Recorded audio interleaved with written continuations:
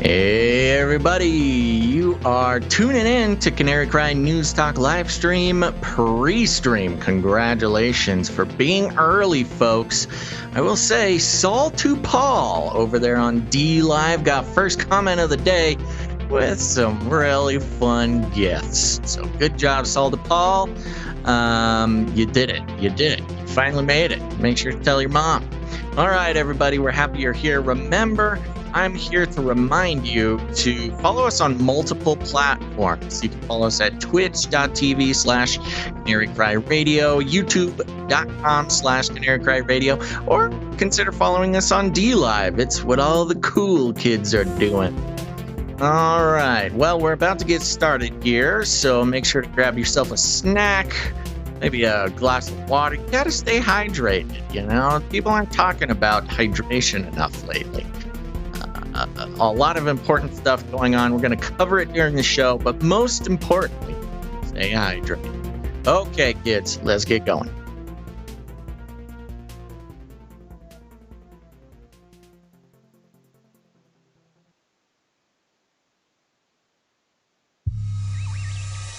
The world is getting crazier. People are acting more and more insane. The end of the world is tomorrow. There's only one thing to do when the world is falling apart. Listen to Basil and Gonz as they discuss this week's news and events through the lens of Bible prophecy. You are listening to Canary Cry News Talk.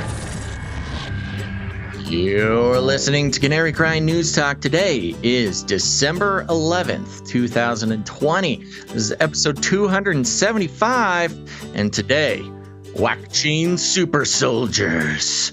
That's right, and you know me, I'm your best buddy, Basil.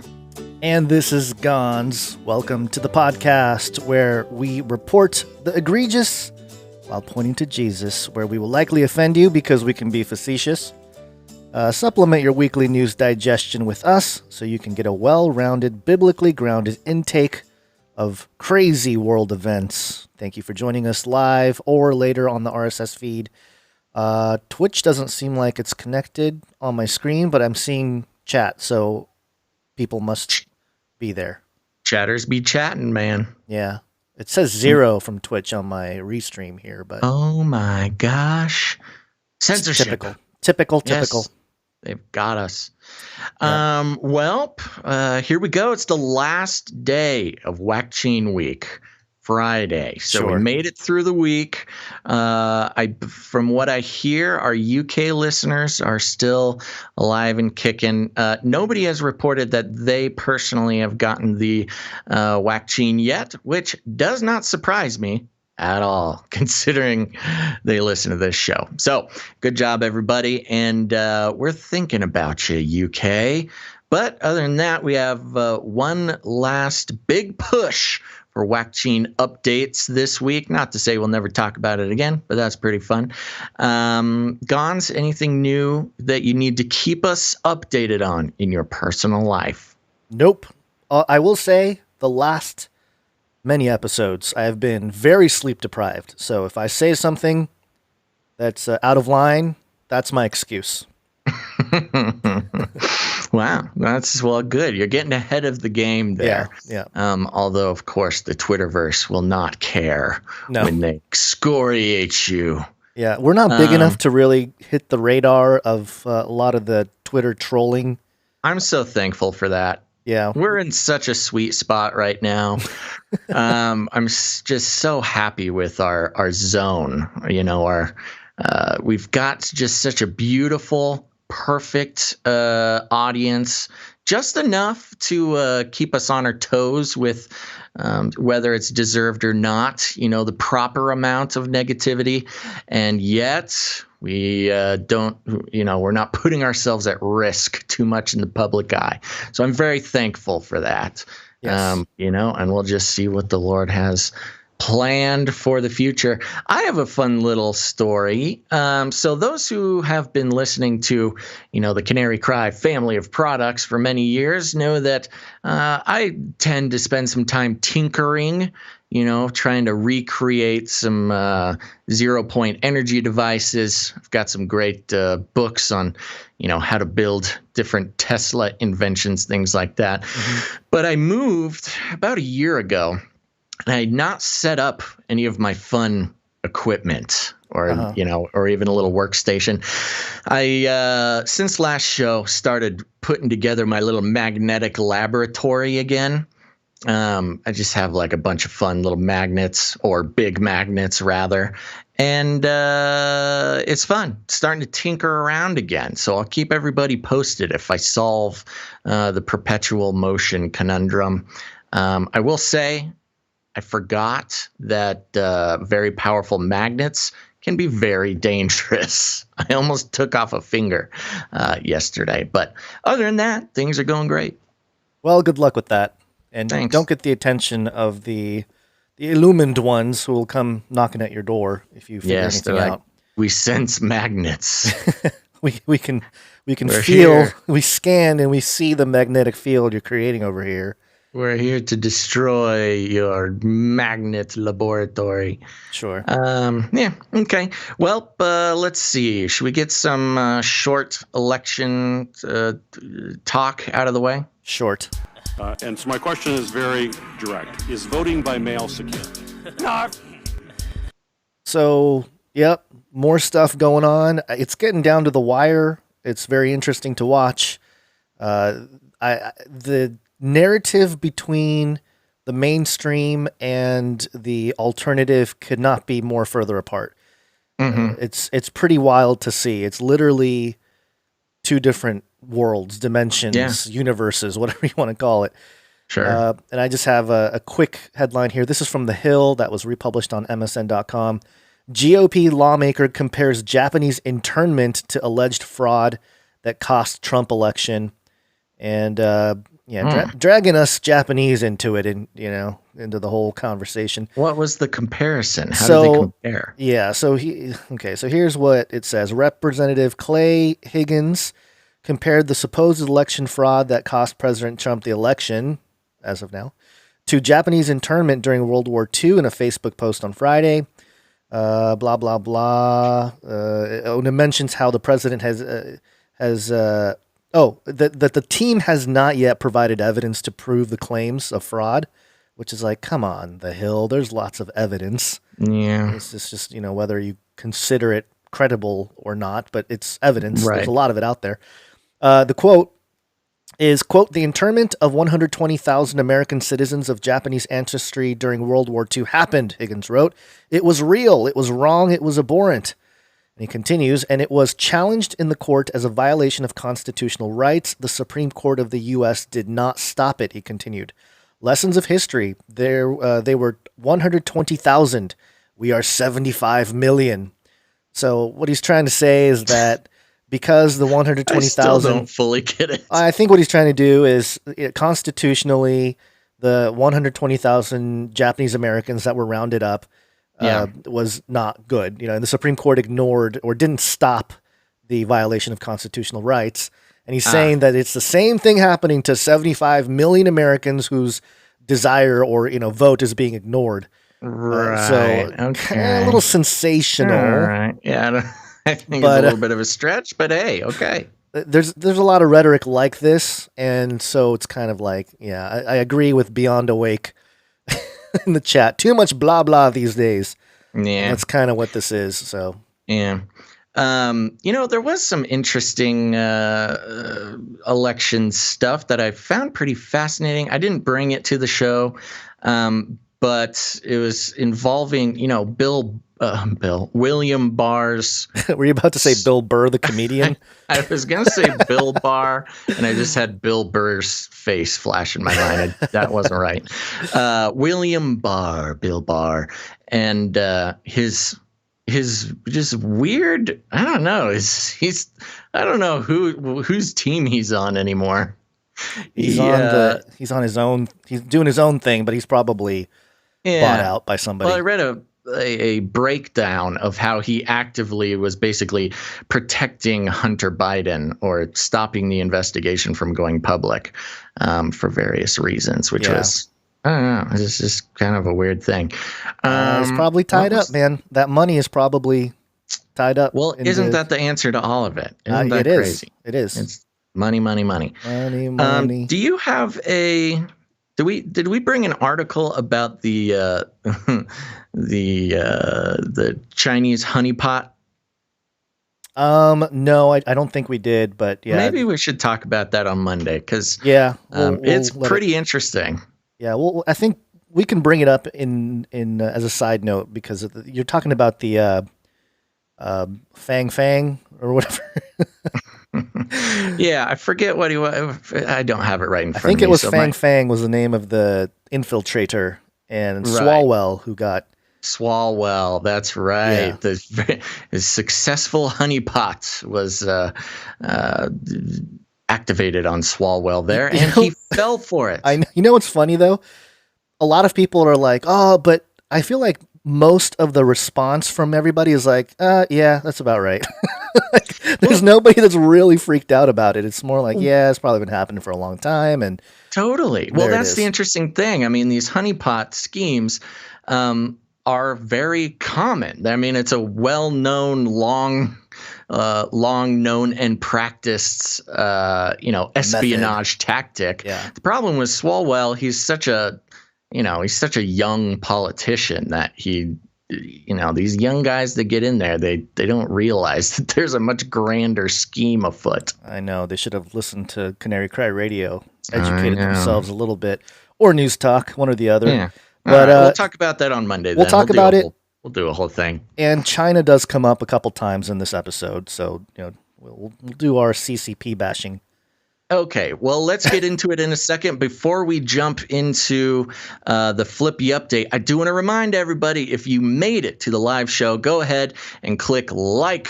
Smash that like button. Very important that we get those likes up in the first 5 or 10 minutes of the show because that's the algorithms really respond to that. So hit like now. If you regret it later, you can take it back, but just do it now. Thank you very much. Okay, time for a Flippy update.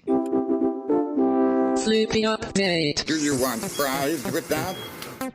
Okay, time for a Flippy update. For those who may be new, welcome. And secondly, Flippy is the colloquial name we have for the disembodied robot arms that are taking our jobs, enslaving our children, and flirting with our spouses. We use talking about Flippy sometimes in sort of an allegorical sense, sometimes in a very literal sense, keeping track of the robots and their inevitable takeover of the human race. But first, they're going to be our friends and help us out quite a bit. I'm going to take this one from medicalexpress.com. The headline is Brain Implants Enable Man to Simultaneously Control 2 Prosthetic Limbs with Thoughts. Woo! So this is a kind of a true update because many of the aspects of this we have talked about over the years in bits and pieces here. We talk about how medical uses is commonly used as an excuse to introduce potentially harmful technology onto the public. But I kind of have this thing where, sometimes it is really good medical uses, and I try to not bash good medical uses too often because if they're really helping people, I don't need to be breaking anybody down. But so here's the headline. Oh, I already said it. Brain implants enable man to simultaneously control 2 prosthetic limbs with thoughts. In what is believed to be a medical first, researchers from Johns Hopkins Medicine. Interesting. They didn't say medical center, just Johns Hopkins Medicine, which is famously a CIA institution there, and the Johns Hopkins University Applied Physics Laboratory have enabled a quadriplegic man to control a pair of prosthetic arms with his mind. In January 2019, surgeons implanted 6 electrodes into the brain of Robert Buzz Chmielewski, During a 10-hour operation, the goal was to improve the sensation in his hands and enable him to mentally operate his prosthesis.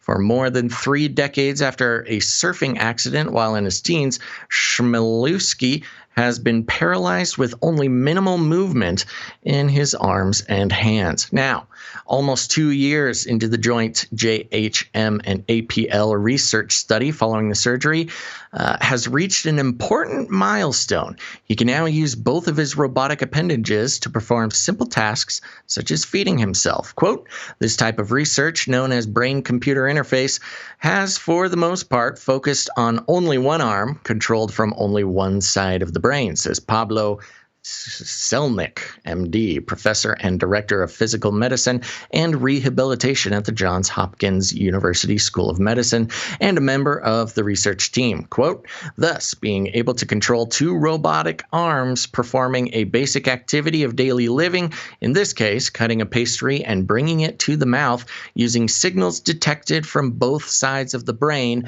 via implanted electrodes, is a clear step forward to achieve more complex task control directly fed from the brain.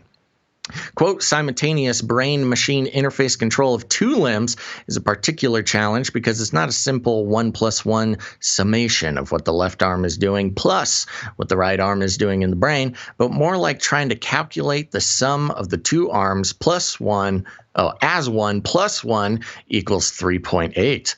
Ooh, I'm not great at math, but that doesn't add up. Adds Gabriela Cantarero, PhD, assistant professor of physical medicine and rehabilitation at the Johns Hopkins University School of Medicine and a member of the research team.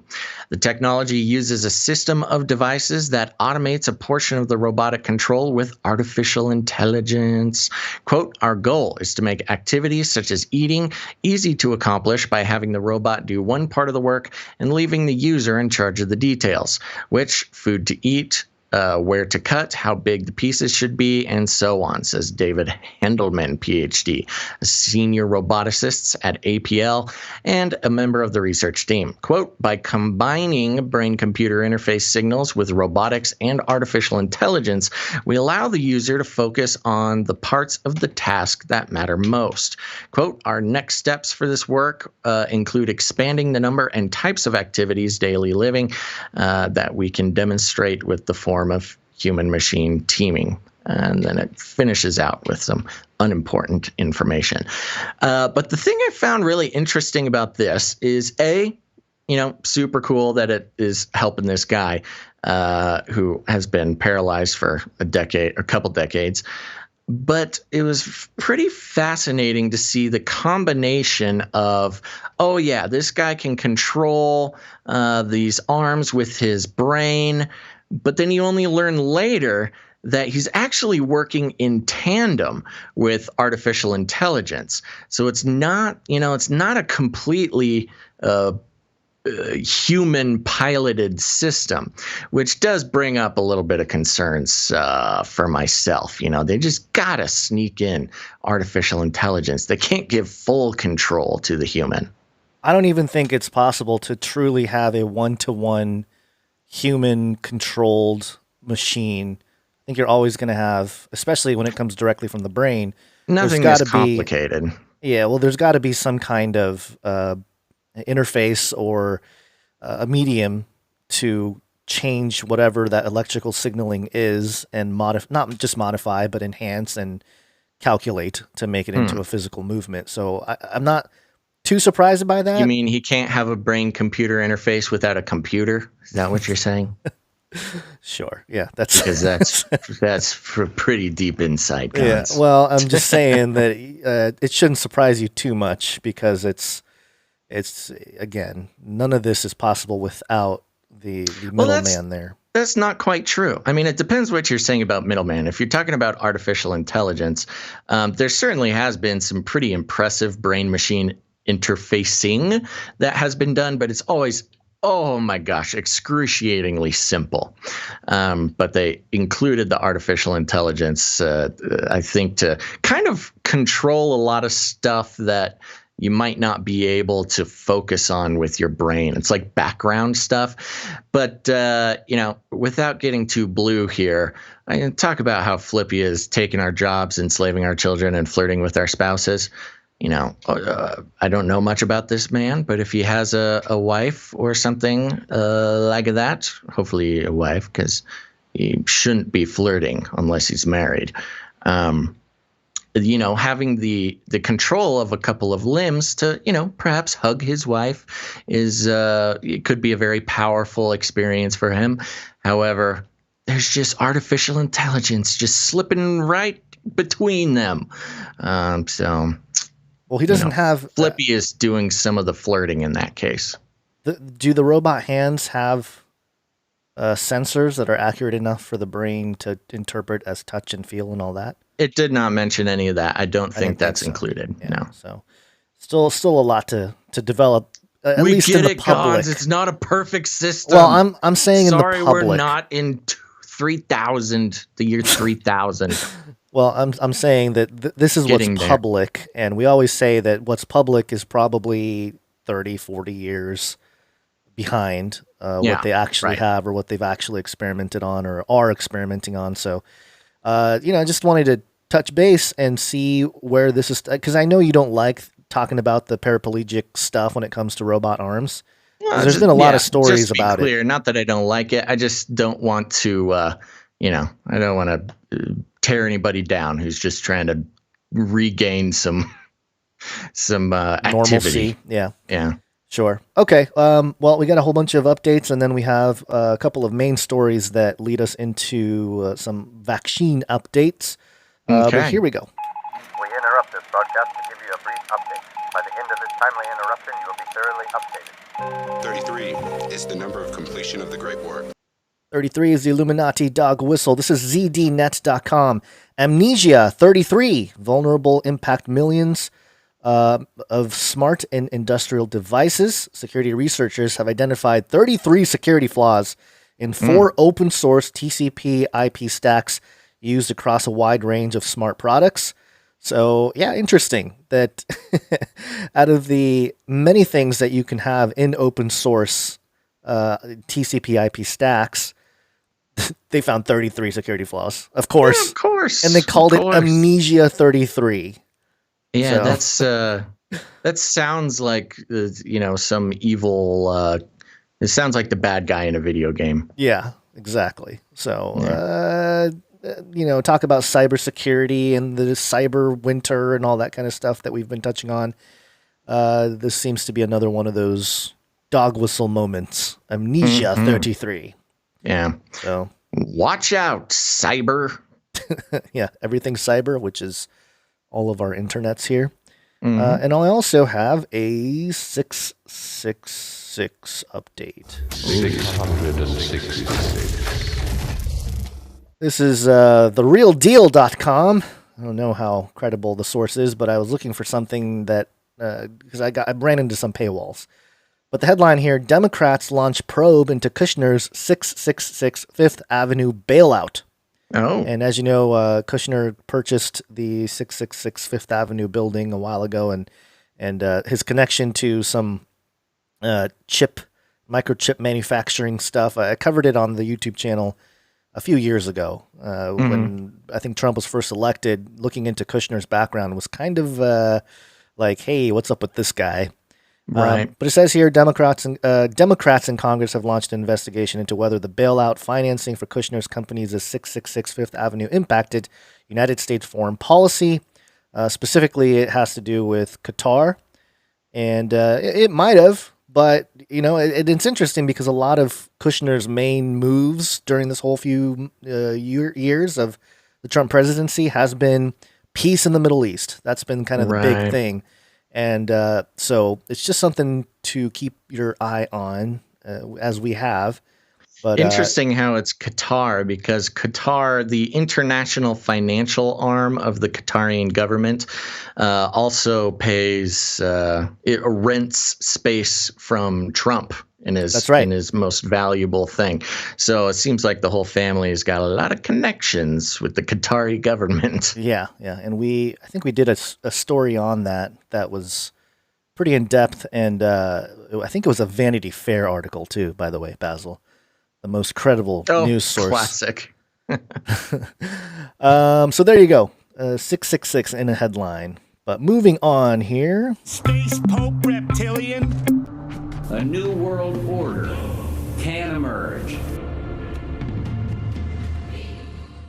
So if you have any friends that are skeptical about a global governance taking place right before our eyes, perhaps this prnewswire.com story is something you can send them. And we talked about inclusive capitalism a couple episodes ago, I think. Yeah, which talking about the, focusing on the stakeholders for a new enlightened capitalism that will make the world better. Of course, the stakeholders being big corporations. Yeah, yeah. The headline here, the Council for Inclusive Capitalism with the Vatican, a new alliance of global business leaders, launches today. This was back on the 8th. Mm-hmm. And it says here, the Council for Inclusive Capitalism with the Vatican, the Council, a historic new partnership between some of the world's largest investment and business leaders and the Vatican, launched today.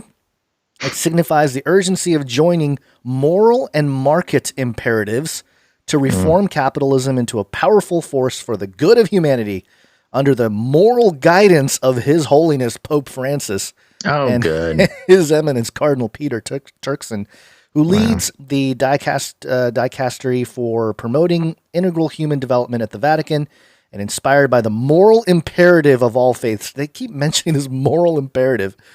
That's part of the problem with the Vatican and why, the Pope is practically, in my opinion, the spirit of Antichrist here, because he's basically, standing there as Christ on earth, and he is dictating moral guidance and imperative to the whole world. Yeah, interesting how his moral imperative lines up perfectly with the moral imperatives of, I don't know, all the politicians, all the corporations, all the mass media. Wow, what a revolutionary he is. He is. The council is led by a core group of global leaders known as Guardians for Inclusive Capitalism. Oh, great. Inclusive to who? Inclusive to the top 0.01%. Even that name is misleading and makes me upset, because capitalism already is the most inclusive economic system that we've made up so far. Yeah. I mean, by definition, what economic system is more inclusive than capitalism? Democratic socialism, bro. Come on, get with the program. Okay, I forgot. It's socialism, but corporate and capitalistic. Oh, that's what someone was trying to convince me recently. By so the way, you get the best of both worlds. Yeah, they were trying to tell me that it's not socialism, from the past. It's capitalistic socialism. And I was like, you mean crony capitalism? Right. That's basically what it is. These leaders represent more than $10.5 trillion in assets under management, companies with over $2.1 trillion of market capitalization, and 200 million workers in over 163 countries. And, of course, they quote Lynn Forster de Rothschild in the article here. Quote, capitalism has created enormous global prosperity for us, but it has also left too many people behind because of us, led to degradation of our planet, and is not widely trusted in society. People behind. Sorry to step over you. I just got so excited. Go ahead. Anyways, so I was just going to say, capitalism is not an entity. Yeah. It's not a thing that can leave people behind. Yeah, exactly. It's not its own company. Let's see. This council will follow the warning from Pope Francis to listen to the cry of the earth and the cry of the people, and answer society's demand for a more equitable and sustainable model of growth. And the list of people that are part of this, you have the president and chief officer of MasterCard, Great Reset. Classic. DuPont, the whole bunch of places. Prime Minister of the United Nations Special Envoy for Climate Action and Finance. You have Ernst & Young, What other ones did I highlight here? Calipers Johnson, the chairman of the board and chief executive officer of Johnson & Johnson, another vaccine outlet there. Yes. Ch- The least popular vaccine company. Yeah, but he's on the team, so he'll get his day, you know. Okay. Chairman and chief executive officer of Visa, treasurer of the state of California. I mean, good. And it's Fiona Ma. I wonder if that's a Chinese. I don't know. I gotta look into The that. guy responsible for the failure of the 5th largest economy in the world. I think it's a she, but anyway. Okay, sure. Chairman of the board and chief executive officer of Bank of America. Maybe get your money off of Bank of America if you got a Bank of America. The president of the Rockefeller Foundation, the Ford Foundation. So there you go. I mean, it's your usual suspects. This is not good. This is part of the Great Reset. So just wanted to throw that out there. The Vatican is all in on part of this whole launch for inclusive capitalism. All stay moral. Yeah, it's ridiculous. But there you go. Again, if you don't think the world is structuring themselves for some kind of one world government, maybe take a look at this, and it might at least inform you of what's going on out there. And then this next one, very quickly. It will kill. This one's for you, Basil. Did you watch the explosion? No, I heard the news and it made me sad. NS-8 Starship's first flight ends in fiery crash. And I mean, it's just You know what's funny? That's a misrepresentation. It landed fine. Everything went fine. It just exploded afterwards. It exploded as it landed, so, you know, I don't know. It was touching the ground. It had feet on the ground before it exploded. I call that a success. Well, maybe not. But, yeah, there you go. I'm watching it right now. I mean, it literally exploded as it touched the ground. It's almost like the ground made it explode. So yeah, it will kill. And then this I don't have like a trolling jingle, do I? Maybe I have some kind of, no, I don't exactly. But this one, BuzzFeedNews.com, this is ridiculous. Quote, there was a pandemic? What life is like in countries without COVID. Did you know there's countries without COVID? COVID infections are low to non-existent in several countries where life looks practically normal. Some people even occasionally forget there's a pandemic going on, and then they have these pictures of people like hugging and, you know, taking pictures with friends and stuff like that.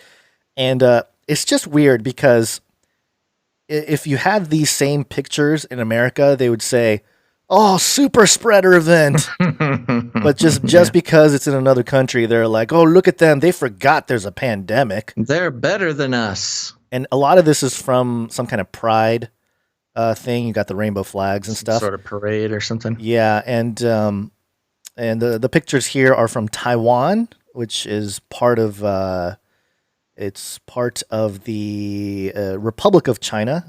No, it's not. Taiwan simplified. Officially, the Republic of China is a country in East Asia. Neighboring countries include People's Republic of China. That shows the influence on BuzzFeed News. It's a very contested topic. Okay. The ownership of Taiwan. Sure. But there you go. I mean, that's the tweet that I saw this story on was a guy saying, you know, like a LibJo guy saying, "Oh, look at this. It's going to make you jealous." And it's like, oh, yeah. I mean, again, if you had this in America, it's a super spreader event, but because it's in Taiwan or other parts of the world, it's because they're clear of the pandemic, which, by the way, there were some articles that talked about how the World Health Organization changed the definition of a pandemic back in 2009. So if we were operating under the definition of a pandemic, according to the World Health Organization, prior to 2009, we would not be in a pandemic, quote unquote pandemic. So there you go. That makes sense. You got to be careful, Gons. As a Japanese descendant, you got to be careful not to take sides on the Taiwan issue. China claims to own Taiwan, and Taiwan claims to own themselves. Yeah, I think the Japanese. That's interesting. Having it reported this way really does show a very strong Chinese influence over BuzzFeed News. Yeah. Not that that should come as a surprise, but that's a dead giveaway when we're talking about news analysis and media literacy. If you see an outlet referring to Taiwan as part of China, that means that China has some. You can almost guarantee that China owns a large portion of that outlet. Well, more from China. Welcome to Chinese News! USAtoday.com, Chinese agency advises flight crews to wear diapers to reduce COVID-19 risk in lavatory reports. Oh my gosh. It's mask 2.0. Mask Soon the front, mask the back. Soon they're asking them to wear butt masks. The Civil Aviation Administration of China has issued some unusual advice for flight attendants looking for ways to avoid contacting coronavirus while working. It suggested they wear diapers to reduce their need to use airplane lavatories. The agency, which is China's counterpart to the U.S. Federal Aviation Administration, offered that suggestion in a new document called Technical Guidelines for Epidemic Prevention and Control for Airlines. That was published in late November, according to reports from CNN and Fox News. Oh, they're both in on it. That's the dumbest, craziest thing I've ever heard in my life. Even just on a logical way. First of all, try to imagine wearing a diaper and then purposefully using it. I don't think I could do it. I don't think I could will my body to do that. But secondly, even if you do go in a diaper, you got to change it. You can't just keep walking around like that. You still have to go to the lavatory. Oh, the article goes into a little bit more detail. That's complete madness and a troll on humanity. Yeah, it is. It's pretty ridiculous. It's sad, and I feel bad for anybody who's a flight attendant on these airlines and they're being handed, masks and diapers. Yeah, and the continuing infantilization of people who are not in the elite category. Yeah, exactly. Like literal infantilization. I know, this is just literal. This is, that's quite crazy. Literally. It's hilarious, but it also makes me more sad than a lot of the other stuff we talk about. I know. And we're going to, I lined these up because a lot of China here, but we're going to go into some of the main stories. And that'll lead us into the vaccine updates. But it involves China. Welcome to Chinese News! Better, bigger, tastier. All right. This is coming from NBCnews.com, and the headline is China has done human testing to create biologically enhanced super soldiers, says top U.S. official. Now, keep in mind, this is wonderful, coming from the mainstream media outlet NBC News here. Also, something that fringy folks like you and I, Gons, have been talking about for almost a decade. And, of course, those even before us have been talking about this. Which, of course, made us crazy antisocial conspiracy theorists. Right. Oh, but no, now it's totally normal mainstream news. Mm-hmm. Here's the article. U.S. intelligence shows that China has conducted human testing on members of the People's Liberation Army in hopes of developing soldiers with, quote, biologically enhanced capabilities, the top U.S. intelligence official said Friday. John Ratcliffe, the director of national intelligence, included the explosive claim in a long Wall Street Journal op-ed in which he made the case that China poses the preeminent national security threat to the U.S. No kidding. Quote, there are no ethical boundaries to Beijing's pursuit of power. Ooh, powerful statement there. Talking about moral capitalism and, moral imperatives. Quote, there are no ethical boundaries to Beijing's pursuit of power, wrote Ratcliffe, a Republican former member of Congress from Texas. His office and the CIA did not immediately respond to requests to elaborate on the notion that China sought to create, quote, super soldiers of the sort depicted in Hollywood films like Captain America, Bloodshot, and Universal Soldier. Last year, two American scholars wrote a paper examining China's ambitions to apply biotechnology to the the battlefield, including what they said were signs that China was interested in using gene editing technology to enhance human and perhaps soldier performance. Interesting how they had to separate human and soldier performance. Specifically, the scholars explored Chinese research using the gene editing tool CRISPR, short for clusters of regularly interspaced short palindromic repeats. CRISPR has been used to treat genetic diseases and modify plants, but Western scientists consider it unethical to seek to manipulate genes to boost the performance of healthy people. Quote, while the potential leveraging of CRISPR to increase human capabilities in the future battlefield remains only a hypothetical possibility at the present, there are indications that Chinese military researchers are starting to explore its potential, wrote the scholars. My butt. Yeah. It's been happening for at least 20 years, I would say. Minimum 20 years. Starting, and also the hilarious insinuation that America would never test anything like that. Yeah, right. Oh, my gosh. Yeah, right. Elsa Kanya, an expert on Chinese defense technology at the Center for New American Security, and Wilson Vorndick, a consultant on China matters and former Navy officer. That was where the quote was from. Yeah, good point. Quote, Chinese military scientists and strategists have consistently emphasized that biotechnology could become a new strategic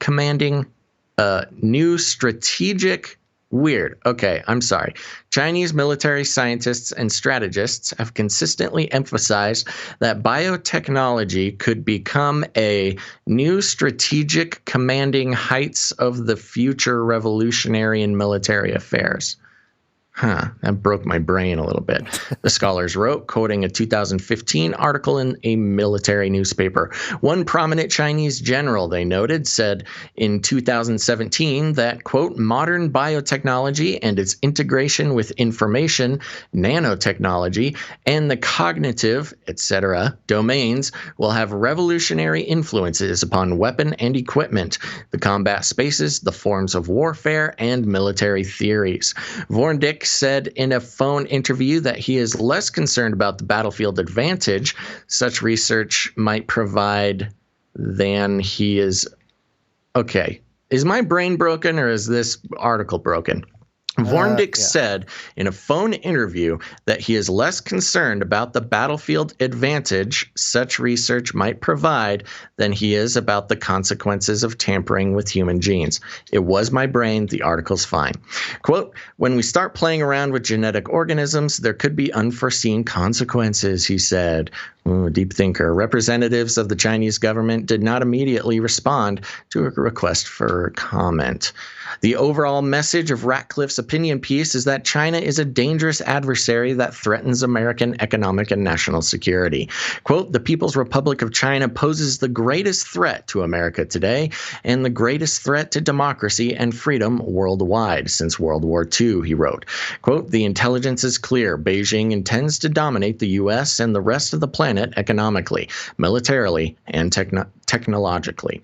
In an interview with Fox News, Ratcliffe urged President-elect Joe Biden to be honest about China. Bad chance. As NBC News has reported, Biden and his foreign policy advisors agree that China poses a major threat, but they say they believe the Trump administration offered more bluster than substance in response. Oh, we almost made it through a whole article without blaming Trump for something.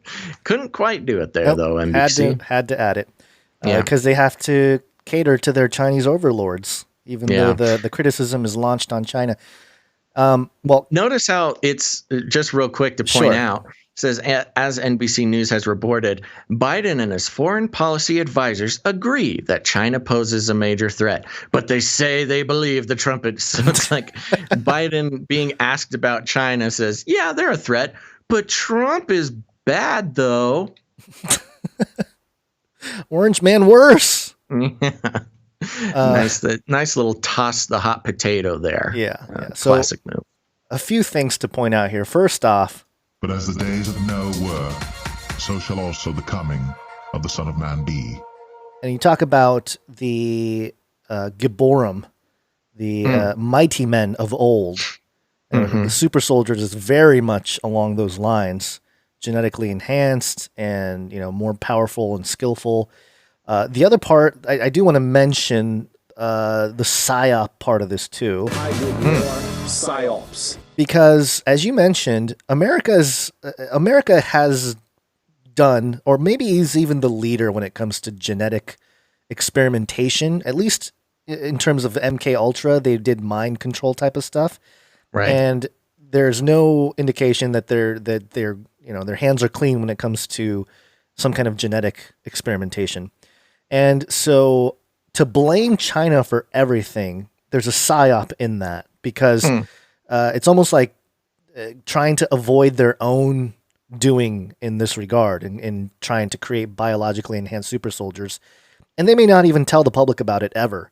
Because, let's say like the Chinese super soldiers land on American shores or whatever.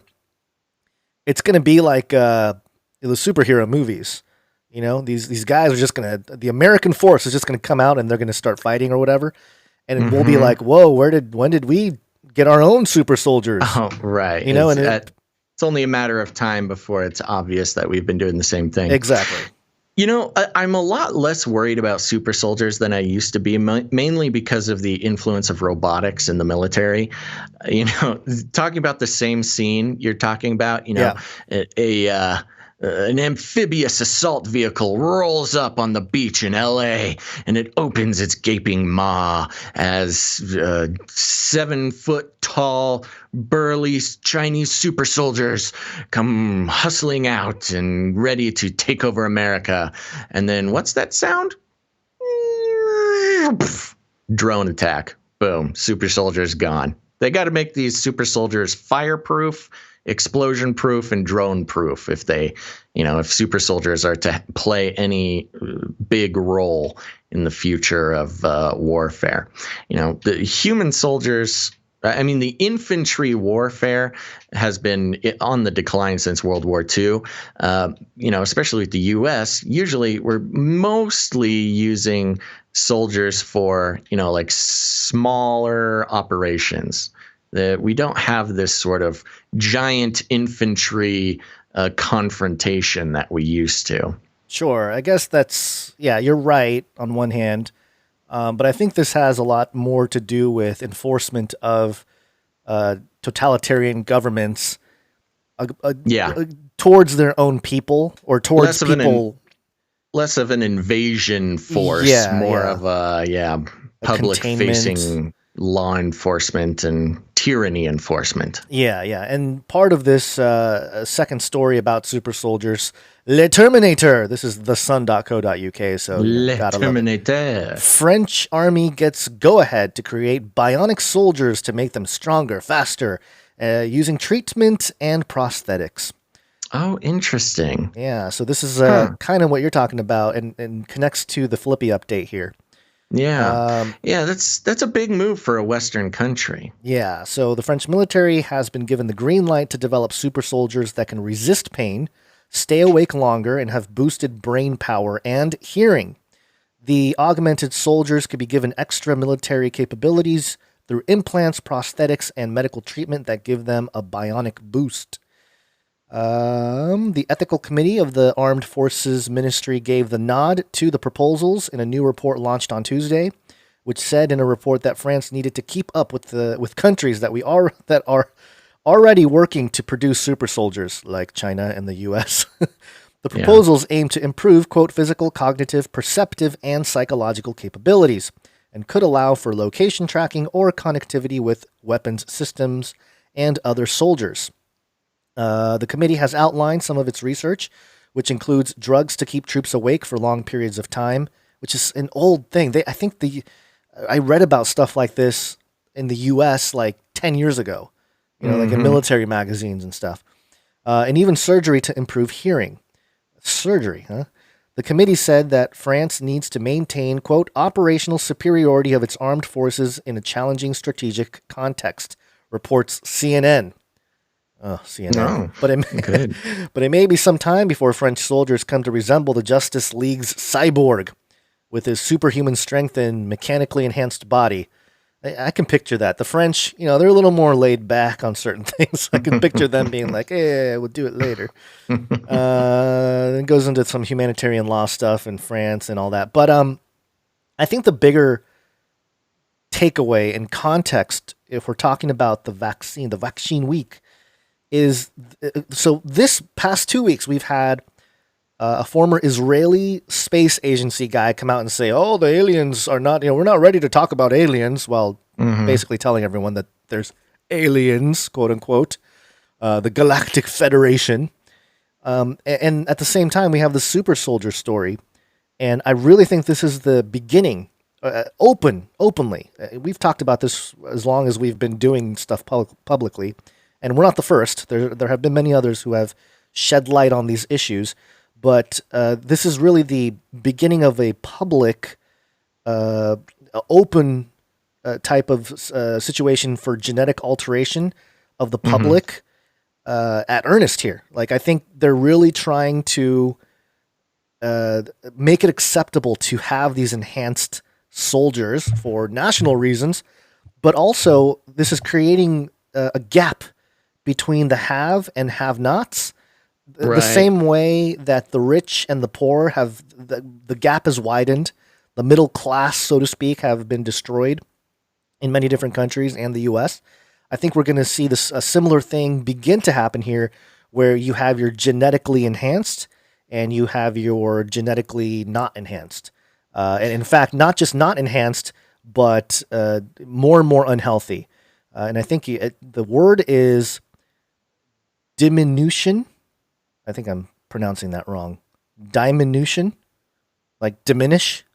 Yeah. Yeah. Okay. Diminution, if I'm saying that right. But yeah, I think it's diminution. Diminution. But, yeah. I don't know. Yeah. So you have your enhancement of a certain populace, like the super soldiers or the wealthy who can afford it, and then you have your diminution of the rest of us. Who it's have a to genetic take classism. Right, who have to take the vaccine, and our immune system gets more and more compromised, and we're more reliant on the state to take care of us, and the whole deal.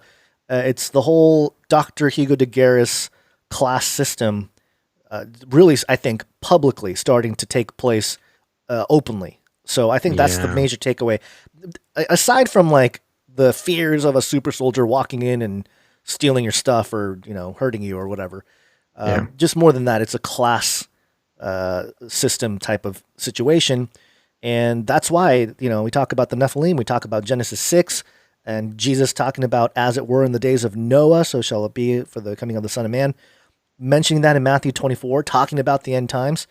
It's almost like the biblical context of this is the only thing that explains what's happening right now. Because if you're just coming at it from a secular or a worldly kind of view, it just looks like progress. We're just moving, and there's concerns.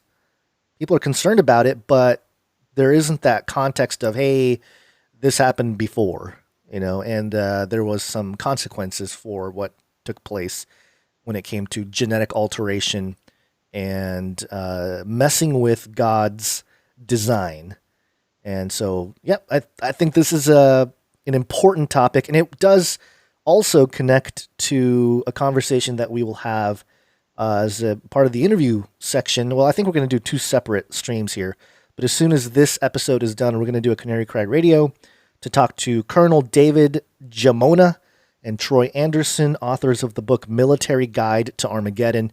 And I think Colonel David Jamona still has his... or at least a certain level of security clearance. So we'll have to see how much he can tell us. But I did want to connect this vaccine situation with all these super soldier stories, because that's really, if you step back and look at it, I think that's what's taking place here. And a similar set of concerns. Yeah, similar set of concerns, but one moving in the direction of enhancement and one moving in the direction of more controlled and diminution. Yeah. So...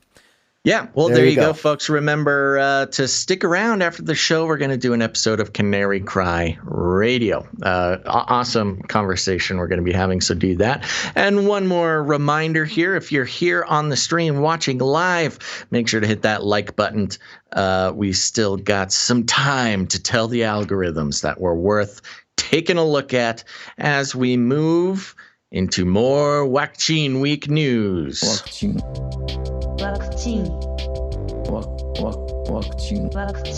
Science is truth. That's right. And here's a story that I kind of popped up, and it's a sad story, so I don't mean to laugh at it. However, we did get some comments in the last episode saying us laughing at the people who died from the. We did not laugh at people. Well, that's what I'm died. saying. That's Yes. what I was trying. I didn't respond to the comment, but yeah, we're not laughing at the people who died. No, we're sort of laughing about the situation and the context of everything. No, but those are people who are just enjoying their outrage a little bit too much. Sure. This article is from people.com, so you know it's legit from humans.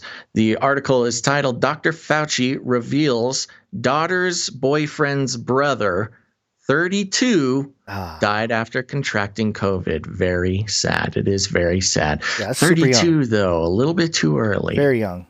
Yeah. Dr. Anthony Fauci is opening up about how the novel coronavirus has personally impacted his own family.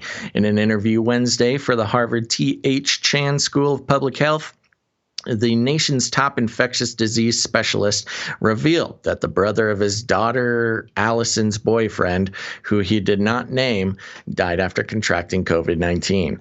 Asked by a moderator, Sanjay Gupta, oh, interesting. Sanjay Gupta was doing it. CNN's chief medical correspondent. If any of Fauci's family or friends have been affected by the virus, Fauci said there was one very sad case that came to mind.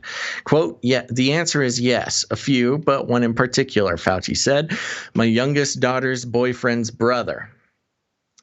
My youngest daughter's boyfriend's brother is a 32-year-old. What? I'm able to follow. I know it's a little bit of a trail. Took me a second. Yes, a little bit of a trail we got to follow. Is a 32-year-old young man, athletic, healthy, who got COVID-19 and had one of the unusual complications of cardiomyopathy with an arrhythmia and died. So there you have a 32-year-old young man, otherwise healthy, actually quite athletic and strong, who died, he continued. The 79-year-old director of the National Institute of Allergy and Infectious Diseases said the death of Allison's boyfriend's brother really saddened his daughter greatly. Fauci went on to explain that it is important that the public understand the severity of the virus as it can impact people regardless of age. Quote, you don't want to overwhelm the general public, but you want them to at least understand that you're dealing with real suffering and real disease and real loss in the form of death of loved ones, he said. You know, it's interesting. The whole reason for this article, you know, if you're talking about the construction of the mainstream narrative, is to, have a reason to repeat the fact that young people can have serious issues with COVID-19, which, you know, is kind of an early COVID talking point. It seems, you know, it's been a while since I've really had someone, you know, make a big distinction between young and old people getting the disease. And I mean, the story here basically is a young man died of COVID. Of course, you attach Fauci to it because, you know, people love Daddy Fauci, and somehow that will make, give an emotional surge to some people who, you know, are paying attention to Fauci. But cardiomyopathy with an arrhythmia and died.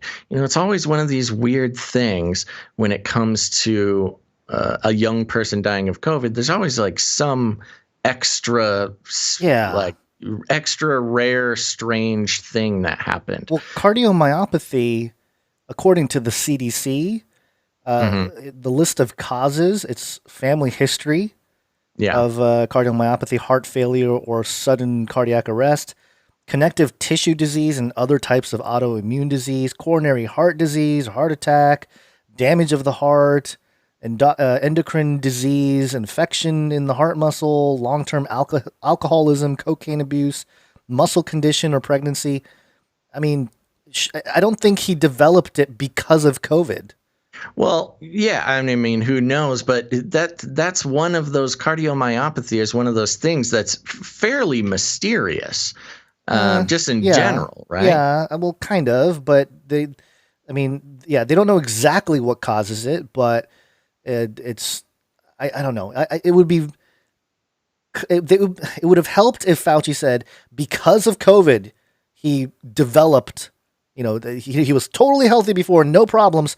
Which, by the way, cardiomyopathy, they say, some people don't even detect it till much later. Yeah. But yeah, I mean, there's no clear evidence here that suggests that COVID was the catalyst for this guy to develop cardiomyopathy and arrhythmia and die from it. Well, and that's the interesting thing. Of course, we know that a lot of the numbers that they will count to COVID death, just if COVID is somewhere in the same room as someone who dies. So, it could very well be that type of situation. Sure. Well, the other thing, you brought this story today, and I didn't know about it, but I did tweet yesterday. I was looking at some California numbers, and I said heart disease is the leading cause of death in California.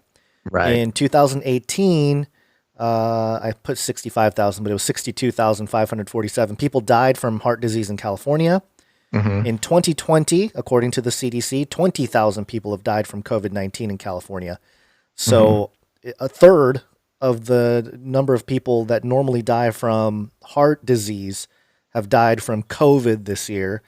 And so, yeah, again, and how many of those 20,000 that have died from COVID had comorbidities that were heart disease? And there's a good number of them if you look at the CDC stats anyway. And, and those numbers themselves are, you can't trust them either. So there's been that connection that they're constantly trying to hammer in, which is, a lot of people are dying of heart disease, quote unquote, caused by COVID, intensified by COVID. Yeah, or somehow, a respiratory disease will stop your heart. But so does the flu, and so does falling. Sure. One of the interesting symptoms of cardiomyopathy is cough while lying down. Yeah, I know. That's what I'm saying. It's like, yeah. It's a weird. Oh, you're coughing while you're lying down. You must have COVID too. Yeah, that's very interesting. I don't know. I think it's, you can't conclude. This is more Fauci virtue signaling. Well, of course. Medical. You would never have heard of this guy if it wasn't for Fauci. Yeah. Not to say anything negative about the guy who passed away, but I almost feel bad for the guy who passed away being used as fodder, like political fodder for the scientific dictatorship. Yeah, it's also sort of a, in this world of you gain your social justice points, it's almost like Fauci's just kind of scoring another point. Speaking of Fauci scoring points, social justice points. Now is the time to do what you're told. This is Dr. Anthony Fauci, a 30-second clip. Check it out. Dr. Kizzmekia Corbett, or Kizzy Corbett. Kizzy is an African-American scientist who is right at the forefront of the development of the vaccine. So the first thing you might want to say to my African-American brothers and sisters is that the vaccine that you're going to be taking was developed by an African-American woman. Oh, jeez. And that is just a fact. I mean, that is a fact. And I think that's some of the things that people don't fully appreciate. That is such a gross, disgusting virtue signal session. Horrible. And that's almost as bad as Biden's "you ain't black if you don't vote for me." Yeah. It's pretty bad. And Dr. You ain't black if you don't take the vaccine. Yeah. Dr. Kizzmekia Corbett, she was the one that helped develop the Moderna mRNA vaccine. So, and she was head of. Oh boy, I'm gonna get this wrong. She was. Let me actually click on it to make sure I have the right information. She was the. Get to her title because it doesn't really matter that she's black to me. It's more like her position. Sure. She is led the NIH team. So yeah, National Institute of Health. leading scientist for COVID-19 vaccine research. That's what she was. And she collaborated with Moderna on its vaccine. So, okay, collaborated with Moderna. So Moderna. She didn't invent She didn't it create herself. it. Yeah, and Moderna had been trying to. She's a very accomplished medical professional who was involved in the organization that created a vaccine that's not even being used. Well, I think they're going to roll out the Moderna one too, but it's not approved yet. Yeah, I know. Yeah, Pfizer is. We'll get to that. But to wrap up our little Fauci bashing segment here. This is a clip. It's 2 minutes, but I really think it's worth, and I can stop it whenever you want me to. Well, I will say real quick before you do move on that, of course, our hearts go out to Fauci's daughter's boyfriend's brother's family. Of course, yeah, that's what we were trying to get at. That it's sad that that Fauci would even use him as a thing. But anyway, propaganda. This is Kary Mullis, the inventor of PCR. This is him talking about Anthony Fauci. Have you heard this, Basil? I don't know. Let me hear it. What is it? What is it about humanity that wants to go to all the details and stuff and listen? You know, these guys like Fauci get up there and start talking. You know, he doesn't know anything really about anything, and I'd say that to his face. Nothing. I would say that to his face. Did you hear that? I would say that to his face. Play it again. This is fun. All the details and stuff and listen. You know, these guys like Fauci get up there and start talking. You know, he doesn't know anything really about anything, and I'd say that to his face. Nothing. The man thinks you can take a blood sample and stick it in an electron microscope, and if it's got a virus in there, you'll know it. He doesn't understand electron microscopy, and he doesn't understand medicine, and he should not be in a position like he's in. Most of those guys up there on the top are just total administrative people, and they don't know anything about what's going on the bottom. You know, those guys have got an agenda, which is not what we would like them to have, being that we pay for them to take care of our health in some way. They've got a personal kind of agenda. They make up their own rules as they go. They change them when they want to, and they smugly, like Tony Fauci, does not mind going on television in front of the people who pay his salary and lie directly into the camera. You can't expect the sheep to really respect the best and the brightest. They don't know the difference, really. I mean, I like humans. Don't get me wrong, but basically, the vast majority of them do not possess the ability to judge who is and who isn't a really good scientist. I mean, that's a problem. That's a main problem, actually, with science, I'd say, in this century, because science is being judged by people. Funding is being done by people who don't understand it. Okay, who do we trust? Fauci? Fauci doesn't know enough to, you know. If Fauci wants to get on television with somebody who knows a little bit about this stuff and debate him, he could easily do it, because he's been asked. I mean, I've had a lot of people, president of the University of South Carolina, ask Fauci if he'd come down there and debate me on the stage in front of the student body, because I wanted somebody who was from the other side to come down there and balance because I felt like, well, these guys can listen to me, but I need to have somebody else down here that's going to tell me the other side. But Fauci didn't want to do it. So there you go. This is the Kary guy Mullis, who invented the PCR amplification process. Yep. Just really digging into Fauci, calling him out. Fauci doesn't know nothing about nothing, and I'll say it to his face. And that he would debate him, and that he's been asked to debate many times. And I mean, he lays out the problem with science in general. He's talking about the politicization of science. And, it's really suspicious that he died right before the whole thing happened. Well, after that rant about Fauci, of course he's not going to make it. No, he's not going to make it. And the timing of it all, because he died last year, right? I think he died in 2019. It was late 2019 or mid to late 2019, if I'm not mistaken. Skills, man. And then by January was when the World Health Organization pushed through that ridiculous paper that gave them the authority to start using the PCR all over the world to see if people had COVID. The one that was basically called out for 10 egregious issues, and I think we went over it a couple episodes that ago. Used a genetic sequence that wasn't even from a COVID sample or was given to them by China or something. Yeah. So, I mean, just the whole thing is out of control.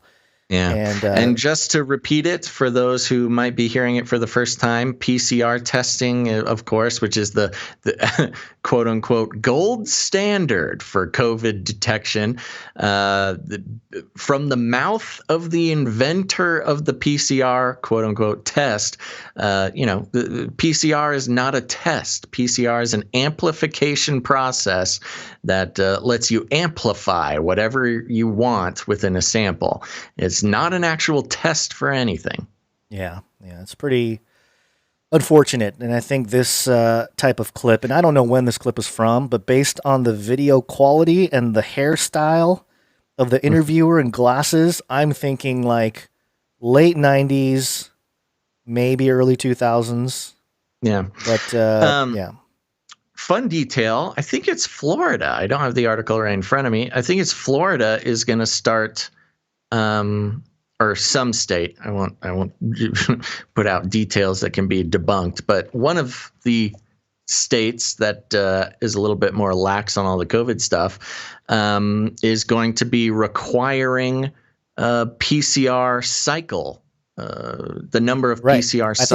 I think it was Florida. I think it is too, to be reported when you get your test, which is a good step in the right direction. Yeah, that'll be very interesting to see how the stuff changes in terms of results. Yeah. But, okay, let's keep moving here. We're pressed for time. Waccine.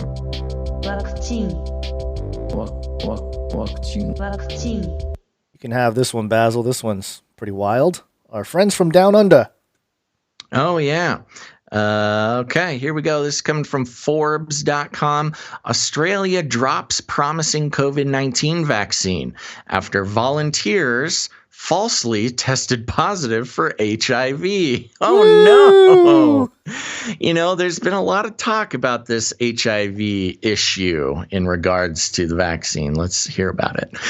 The Australian government has abandoned a promising domestic COVID-19 vaccine developed by the University of Queensland and biotech firm CSL after participants in an early-stage clinical trial falsely tested positive for HIV, highlighting potential setbacks faced by scientists in efforts to bring safe and effective vaccines to the market. Should I just go through the key facts for the sake of time? I'm going to do that. Okay. I'm going to go through the key fact bullet points. While there's no chance that the vaccine could cause an HIV infection, something detailed follow-up tests confirmed. No chance. I mean, there's always a chance for something. Yeah, if follow-up tests just showed you that the cases that you had at the time did not cause it, that does not mean that there's no chance that a vaccine could cause it. Anyways, scientists warned participants that the vaccine could possibly generate a partial immune response to a protein fragment used to stabilize the vaccine, which is also found in HIV. Scientists said the magnitude of the immune response was unexpected, to the point that it was able to interfere with HIV tests that detect antibodies and give false positives. The vaccine actually produced a robust response toward the COVID-19 virus and has a strong safety profile. But the Department of Health Secretary Brendan Murphy said the issue could cause confusion and undermine public confidence in the vaccine. Moreover, the University of Queensland said, quote, significant changes would need to be made to well-established HIV testing procedures in the healthcare setting to accommodate rollout of this vaccine, leading the government to cancel its order of 51 million doses while CSL shelved its plans to progress the vaccine to more extensive phase 2 and 3 clinical trials. Professor Paul Young, who co-led the research, said that although the issue could probably be fixed, quote, doing so would set back development by another 12 or so months, time that cannot be justified given the current coronavirus crisis. This is so weird. They're insisting, of course, that these are false HIV tests, but you would cancel in their worldview, the life-saving, pandemic-ending, highly robust vaccine that you've created for your country, just because it's if it really is just weird little false positives, but you're gonna just let everybody continue to have COVID because of it has this weird little thing. I don't know, man. It doesn't seem like that would be enough to cancel an entire, billions of dollar project. Well, they I might think, be. Go ahead. Finish your thought. I just don't think it makes much sense. Well, it could be an excuse to cancel and back out. It's like the Homer Simpson slowly moving back into the bushes. Yeah. Because obviously, if you're a politician and you suddenly have a population that thinks everyone's getting HIV from the vaccine that you ordered, that's not a very good look either. Even if it's false positive. No, it's not. It's a horrible look. You're going to create even more chaos and panic. So I can understand Strangely enough, just to add another layer of strangeness, I mean, of course, Fauci is famous for his work in the HIV stuff. So weird how it just happens to also show up, quote unquote, false positives in the vaccine. I don't know. It's just weird. Just weird, man. It's Carrie Mullis from Beyond the Grave messing with the stuff. Okay, a few more updates here real quick. And I don't know how much time we're going to have after the break. We're going to have to move pretty quick. Yes, but here we go. This one is concerning deep fakes. And I'm just trying to kill time to look for my deep fake jingle, which I know I grabbed, and I don't know why I can't find it. Yeah, kill the time. We got all the time in the world.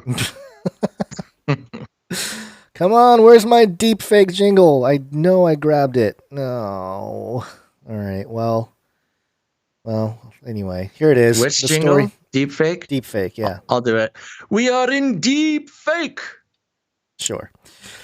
This is the Indian Express. COVID-19 vaccination scams, deep fake disinformation campaigns set to increase in 2021.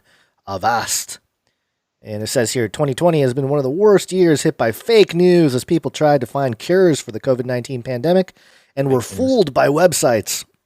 As vaccines make their way into the market in 2021, these scams will increase as people will be exploited by fake COVID-19 vaccination websites, as per cybersecurity firm Avast. It is also expected that weak home office infrastructures will be more prone to ransomware attacks in 2021.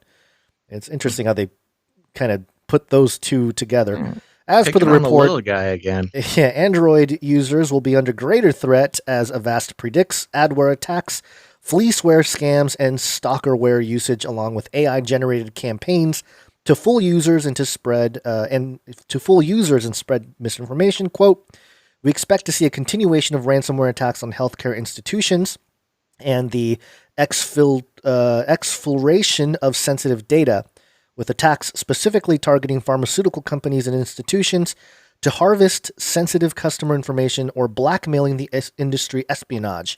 Companies in other sectors will be at risk of falling victim to targeted attacks via their VPN infrastructure and remote desk applications they may be using to connect employees working from home.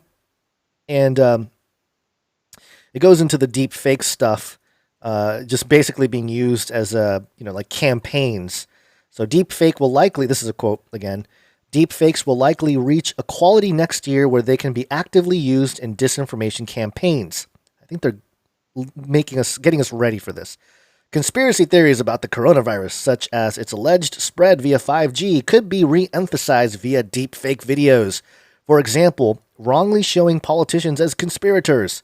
The pandemic, the resulting increase in people working from home, and higher reliance on online connectivity, as well as the growing economic pressure, combined with uncertainty among people, are likely to feed into the effectiveness of the use of deepfakes to spread disinformation, said Peter Somo, AI research director at Avast. So, yep, there you go. It's more. It speaks for itself, I think. Yeah, pretty sure that they've had the capabilities have been getting better in the public light, and I think next year it's going to be even crazier. But interesting how this is a concern of mine that this article brings up, is that you're going to get deep fakes that validate certain viewpoints of the fringe, and the fringe are going to share it. And they're going to be like, see, look, this guy, I'm just going to pick a random politician, Ted Cruz. They make a deep fake of Ted Cruz saying like 5G causes COVID, and the, COVID vaccine will completely rewrite your DNA to the point where you are no longer human and you will lose your soul. And you will be, and so that deep fake video comes out. You're going to have a whole bunch of people mistakenly share that, even if that's partially true. People are going to share it, and then the discrediting can happen. They can say, "Oh, look, they're just sharing a deep fake," and it'll be like a big psyop, Yeah, well, the deep fake threat has been growing. I mean, we've been following it for at least 5 years, and it's just it's the pinnacle, the sort of Olympus of postmodernism, where you just can't trust anything. What is truth? It's so relative, et cetera, et cetera.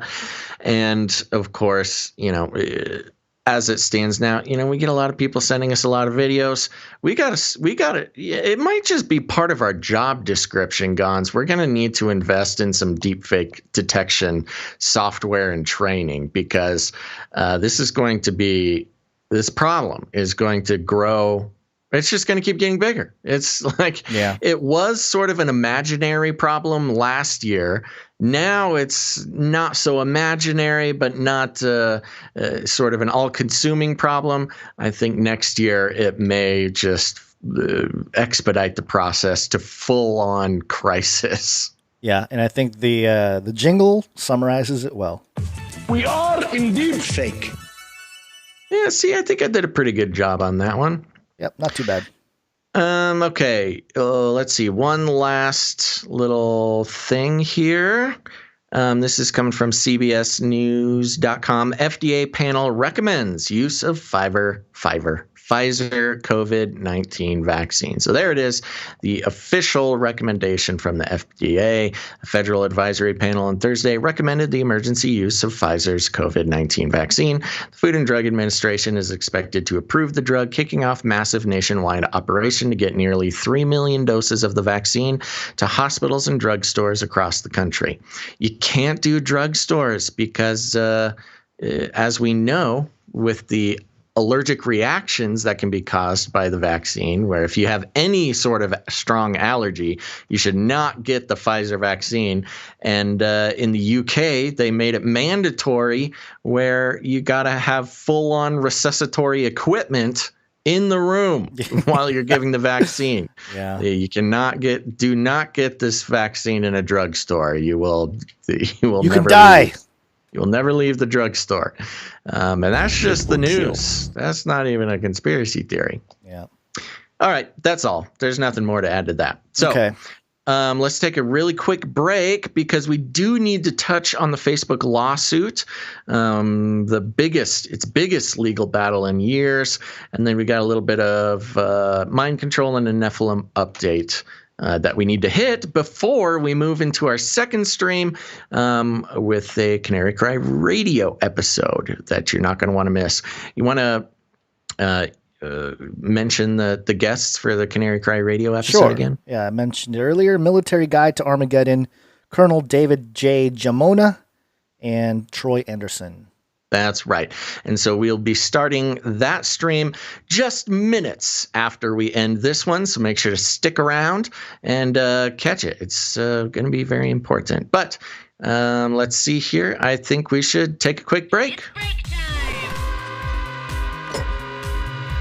Come on, take a break. Okay, we're going to zoom through this break. So those of you who don't like me proselytizing about the benefits of the value for value model, you're in luck. Today is your day. But we want to take a second and thank some of our producers, because as you may have noticed, we do not advertise, even though we've been given ample opportunities to do so, because we believe advertising is evil for so many reasons, including privacy concerns, big data, and just simple, good old-fashioned mind control that we do not want to participate in, because we know we'll have to answer for it someday over yonder. But instead, we rely on listeners who value the program, who see the value in, participating in the ongoing production of media that they value and enjoy. And so whether you appreciate the analysis, the education, the entertainment, whatever it is you like about Canary Cry News Talk, you are invited to put value back into the system by becoming a producer. And there's a couple ways that you can do that. And we can only continue doing the show because of our producers. It's not a little bonus. They are an essential aspect of what we do here. And first of all, you can become a producer financially by heading over to patreon.com/CCNT for Canary Cry News Talk. And today, Gons, we actually got a few Patreon producers, so that's very nice. And first of all, I want to thank producer Watchman Studios. Watchman Studios. Yeah, thank you very much, producer Watchman Studios. It seems like something I should check out. Next, we have producer Ledushka74. Ledushka 74. Thank you very much. And next, we have a new Patreon producer, producer Matt H. Thank you, producer Matt. Thank you very much, Matt. Okie dokie. Now, we also have patreon.com/Canary Cry Radio. And we have one upgrading producer, and that's Aiden M. Thank you, producer Aiden. Thank you very much, producer Aiden. And there you go. So thank you to our Patreon producers for this show, episode 275 of Canary Cry News Talk. Now, if you don't like Patreon, that's okay. A lot of people don't like Patreon, but you can still head over to canarycryradio.com/support. canarycryradio.com/support. That's right. Heading over to canarycryradio.com/support will give you the opportunity to become a producer of the show through PayPal. You can come in with a monthly producership, or if commitment is not your thing, you can go ahead and produce the show in any amount you like for a one-time deal. Gons, who do we have coming in on the PayPal? Day so far, we have a good handful of producers. Rochelle S. Thank you, Rochelle S. Thank you, producer Rochelle. Should I mention the amount? It's kind of an interesting amount. Yeah, it's $7.07. I got the 777. So excellent. Thank you, producer Rochelle. And next up, producer Sandra B. Woo! Thank you very much, producer Sandra. Thank you, producer Sandra. We also have producer Eric X. Ooh, producer Eric X. Thank you. Yes. And then we have producer Cherie. Oh, yeah. Thank you very much, producer Cherie. She's coming in with $33.75, so the 33 producership, and mixed with 75 cents as a Trump tax producership. So there you go. Multi-producer, producer Cherie. Yes. And producer Cherie says, thank you for all you do. Well, you're welcome. Thank you. And I think we have our executive producer for the show. What's happening? Is someone messaging me on Skype? Is that what's going on with the noise? No. It might be our guest. Oh, we'll see. I'll check in a moment here. But I wanted to thank producer Aaron W. Yeehaw. Oh my gosh, my jingle machine freaked out. There it is. I don't know what happened there. Thank you very much, producer Aaron W., executive producer of Canary Cry News Talk, episode 275. And he said, appreciate what you guys are doing. I surely say that. I suspect I might be a knight. Oh. Ooh, okay. We're going to have to check that out. We'll Producer check it out. Aaron, send us an email with your accounting, just, the amounts that believe bring you to knighthood, and we'll be so excited to knight you into the Canary Cry round table of knights and dames, the first night in a while. So I will be very excited to do that on Monday. Aaron, send us a little email. Let's get in contact. Yep. And that's it for the producers with their treasure. Thank you so much. We really appreciate it. And we could not do this show without you. We've been demonetized, and again, we did not accept advertisements for moral reasons. Yes. We're doing the inclusive capitalism, Basil, with producers openly doing it.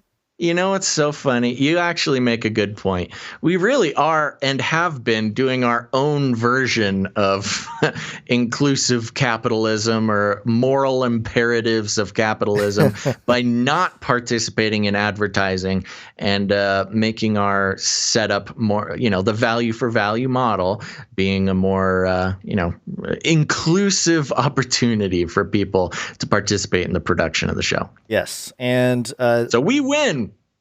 We win. And there are other ways to support the show with your ability to produce, and that's with contributing your time or your talent.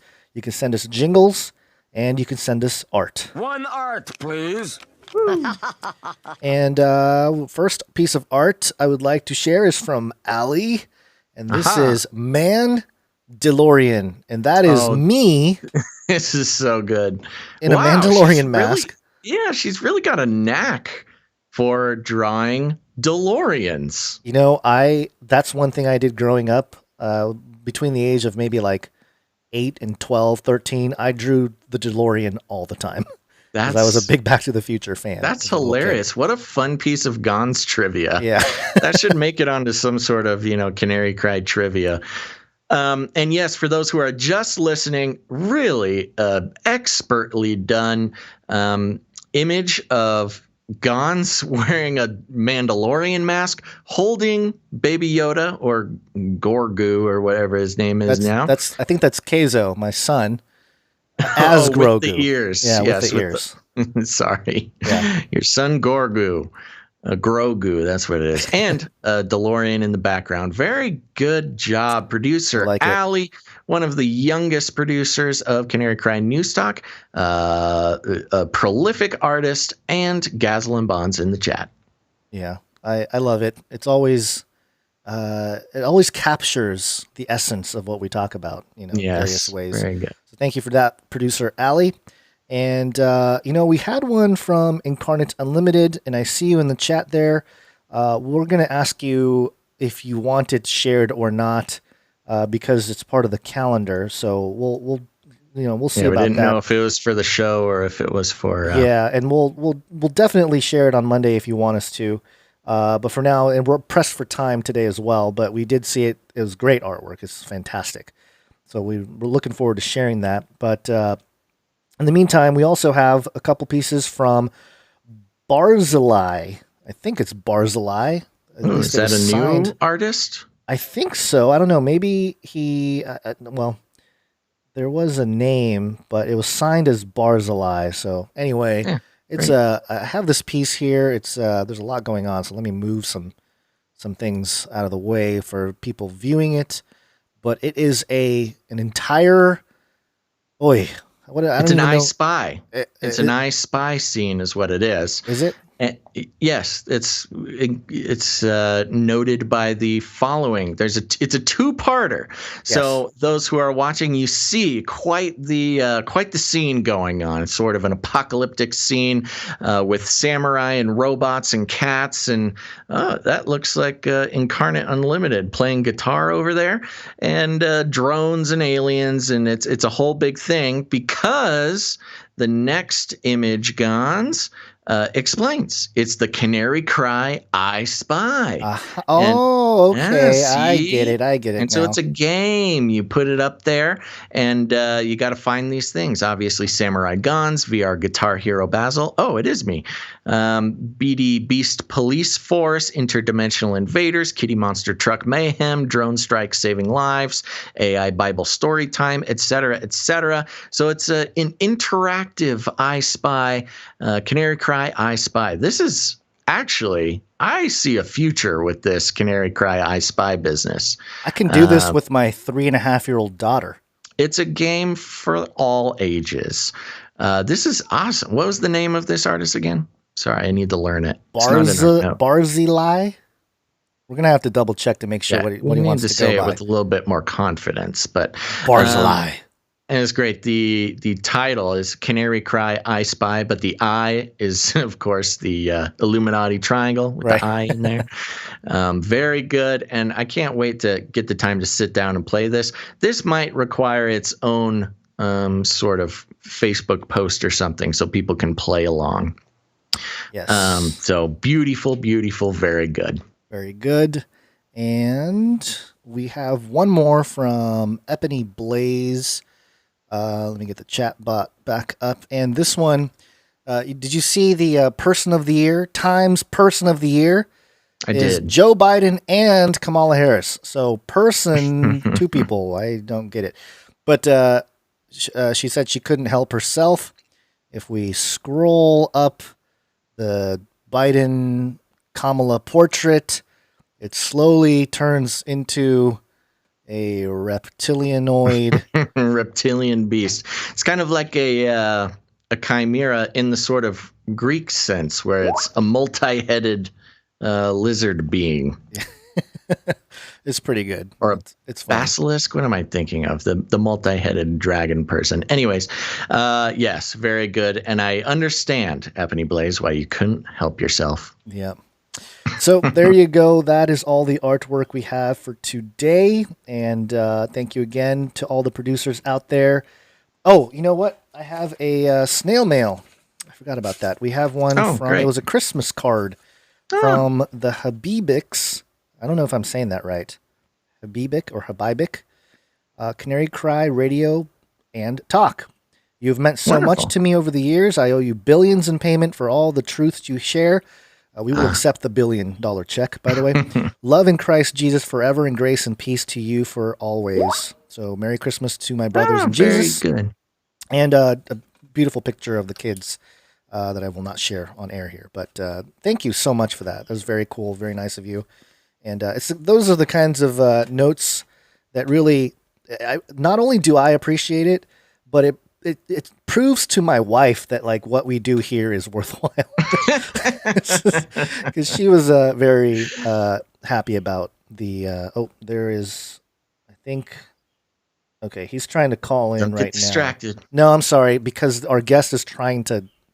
Well, enter we the might call just right now. need to switch over and do that interview. We only have 4 minutes until our interview time, anyways. So. Yeah, I guess Troy didn't tell him or let him know that we're just send him a link to the live stream so he can follow along. You can follow along. Okay, hold on.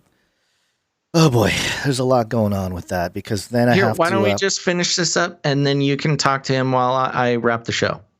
Okay. All right. Okay. Yeah, I'm gonna have to close out the screen here, so we're.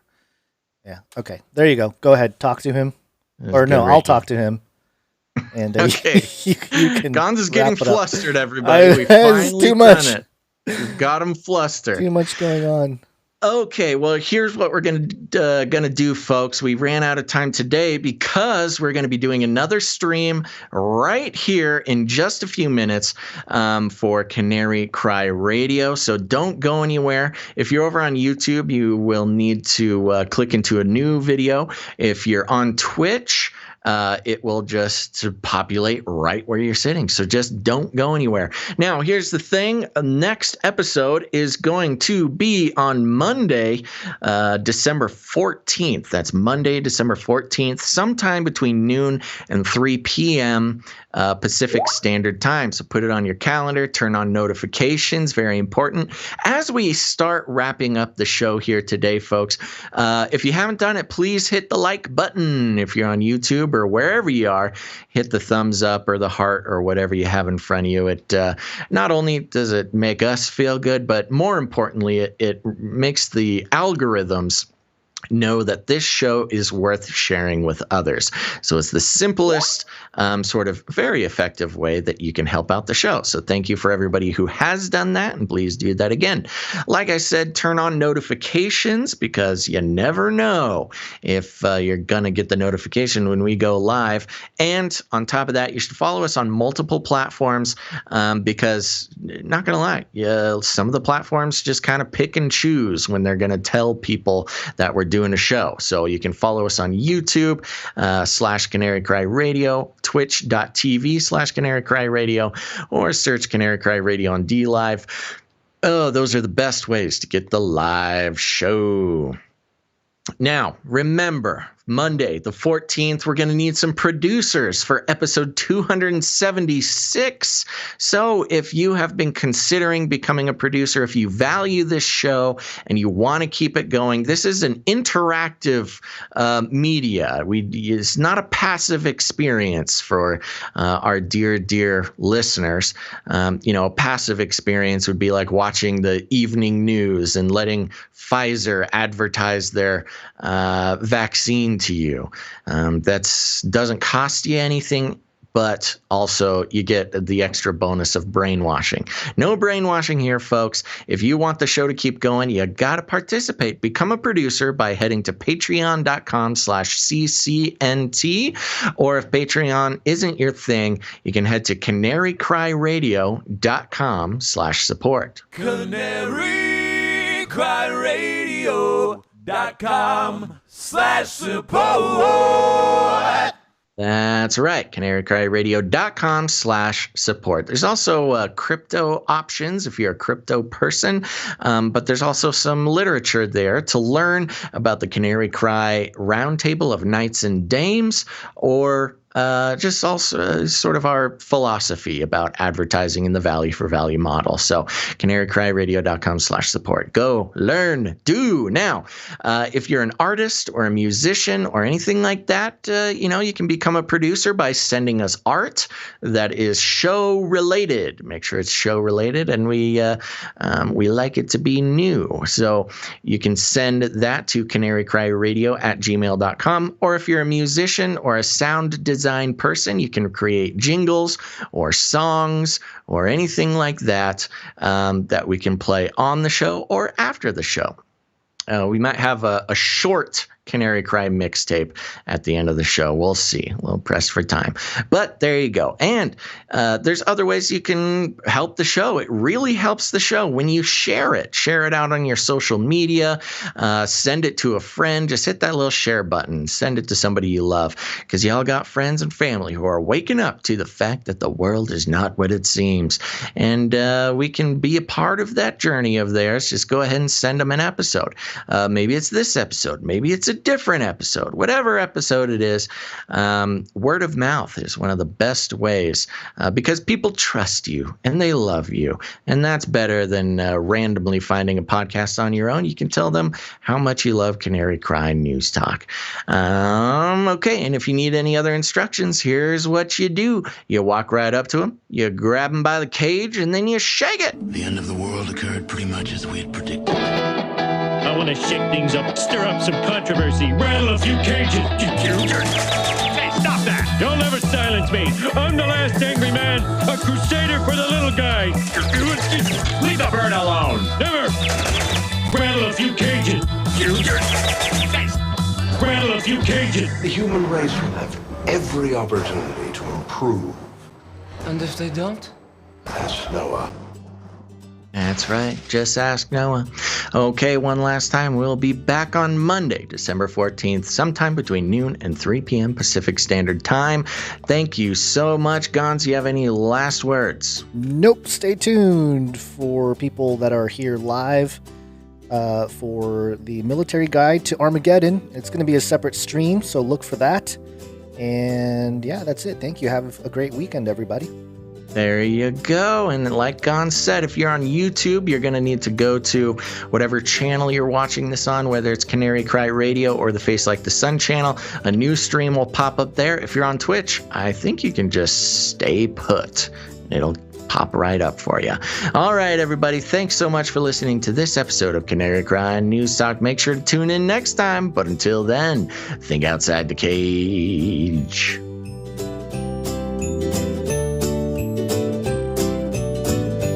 Called it. Aliens.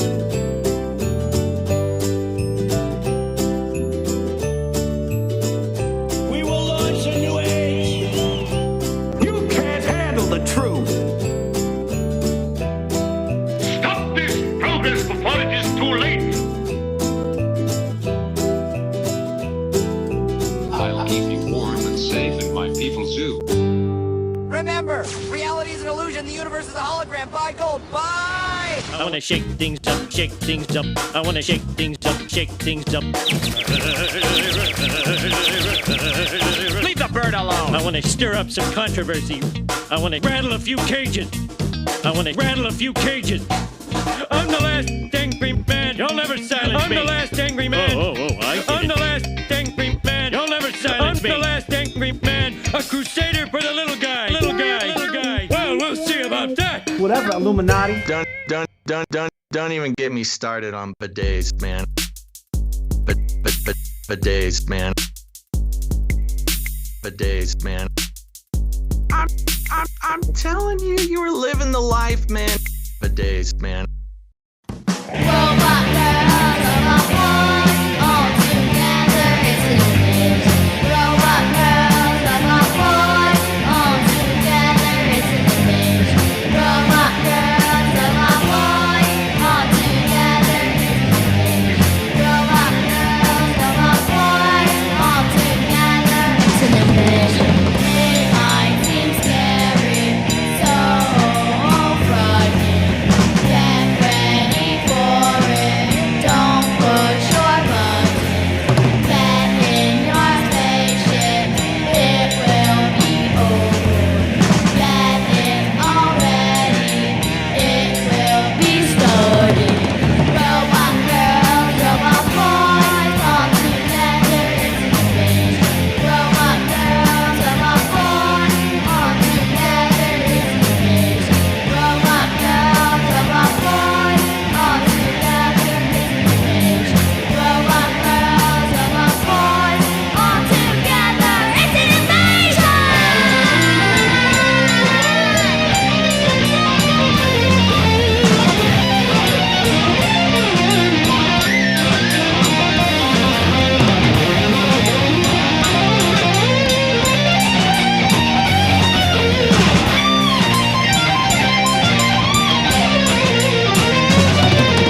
Robot girls, robot boys, all together it's an image. Robot girls, robot boys, all together it's an image. Robot girls, robot boys, all together it's an image. Robot girls, robot boys, all together it's an image. Now! In the future, humans will be confined in a people's zoo. I'll keep you safe and warm in my people's zoo. I'll keep you safe and warm now in my people's zoo. You, yeah, you in my people's zoo. I'll keep the cameras on in my people's zoo. I'll keep the cameras on now in my people's zoo. You, yeah, you in my people's zoo.